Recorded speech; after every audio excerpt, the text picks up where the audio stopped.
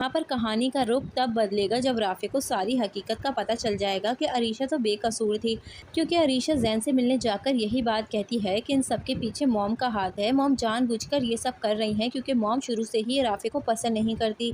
अरीशा उसे इतना कुछ कहेगी कि ज़ैन की भी आंखें खुल जाएंगी और उसे इस बात का अंदाज़ा हो जाएगा कि शीरी ने ये सब कुछ इसीलिए किया है ताकि ज़ैन उससे शादी करके उसका करियर सेव कर दे और उसके स्टेटस के मुताबिक है ज़ैन जो कि अब जाएगा और राफ़े को सारी हकीकत बता देगा। राफ़े पहले तो ज़ैन पे काफ़ी ज़्यादा गुस्सा हो जाएगा और उससे कहेगा कि तुम दफ़ा हो जाओ यहाँ से, मुझे तुमसे कोई बात नहीं करनी।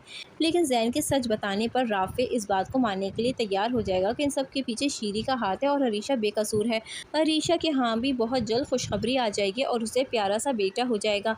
राफ़े को जब ये बात पता चलेगी तो वो सारे गिले शिकवे मिटाकर अपनी बेबी के पास फ़ौरन हॉस्पिटल पहुँच जाएगा और उसे मुबारकबाद भी देगा। अरीशा उसे देखकर बहुत ज़्यादा हैरान हो जाएगी, लेकिन यहाँ पर अरीशा उसे माफ़ करने वाली है क्योंकि राफ़े उससे बहुत ज़्यादा माफ़ी मांगेगा और यही कहेगा कि मेरी ज़िंदगी तुम्हारे बिना अधूरी थी, तुम मेरे साथ चलो। पहले तो अरीशा बहुत ज़्यादा मना करेगी उससे और उससे काफ़ी ज़्यादा गिले शिकवे करेगी और उससे ताल्लुकात तोड़ने की बात करेगी, लेकिन अरीशा ठहरी नरम दिल और अरीशा ये बात जानती थी कि इन सब के पीछे उसकी मॉम का हाथ है, इसलिए वो राफ़े को माफ़ कर देगी और उसकी माँ के कहने पर वो दोनों वापस अपने घर चलने को तैयार हो जाएंगे और हंसी खुशी अरीशा और राफ़े ज़िंदगी गुजारेंगे। यहाँ पर शीरी को शिकस्त हो जाएगी, लेकिन शीरी अपनी हार बिल्कुल भी कबूल नहीं करेगी।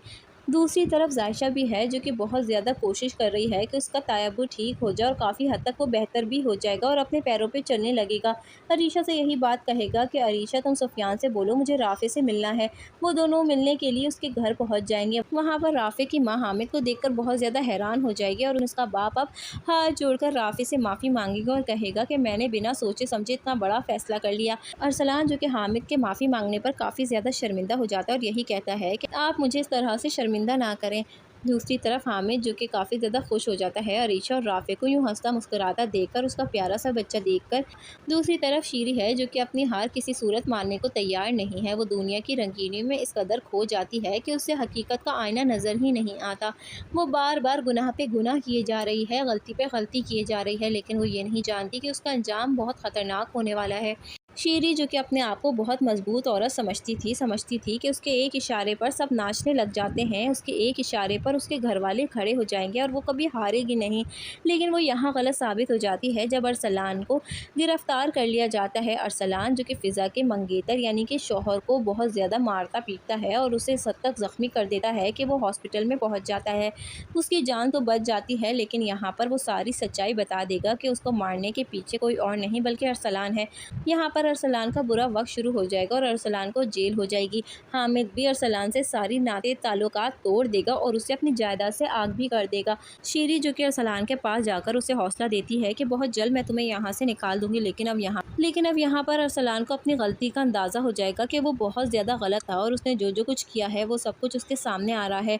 यहाँ पर अरसलान यही बात कहता है कि मॉम, अगर आपने हमारी अच्छी तरबियत की होती तो आज मैं यहाँ पर जेल में सड़ नहीं रहा होता।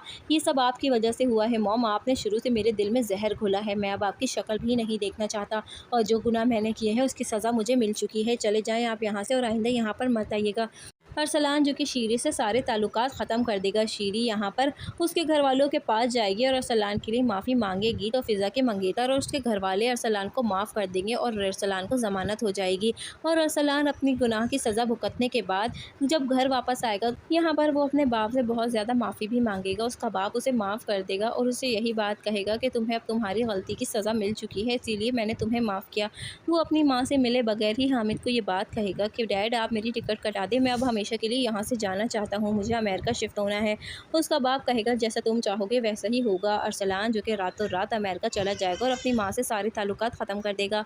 जाने से पहले ही जायशा अरसलान से तलाक भी लेने वाली है क्योंकि वो अब अरसलान के जुल्म नहीं सह सकती। अरसलान उसे बीवी तस्लीम नहीं करता और वो आखिरकार अरसलान की खुशी के लिए और इस घर के सुकून के लिए तलाक ले लेगी।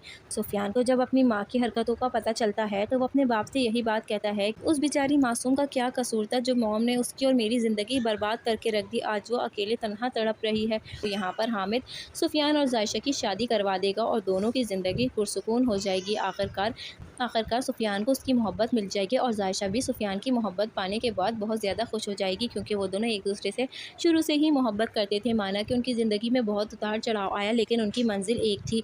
शीरी जो कि अब बिल्कुल अकेली हो जाती है, सब कोई उसे छोड़कर चला जाता है और अपनी ज़िंदगी में मगन हो जाता है। हामिद भी शीरी से सारे ताल्लुकात तोड़ देता है। उसे तलाक तो नहीं देता लेकिन उसकी शक्ल तक नहीं देखना चाहता। वो बेचारी अकेले कमरे में बैठकर अपने गुनाहों की सज़ा भुगत रही होती है और वो हल्के-हल्के करके उसका दिमागी तवाज़ुन भी ख़राब हो जाएगा, क्योंकि उसने जो कुछ भी गुनाह किए थे वो पलटकर उसके सामने आ जाएँगे।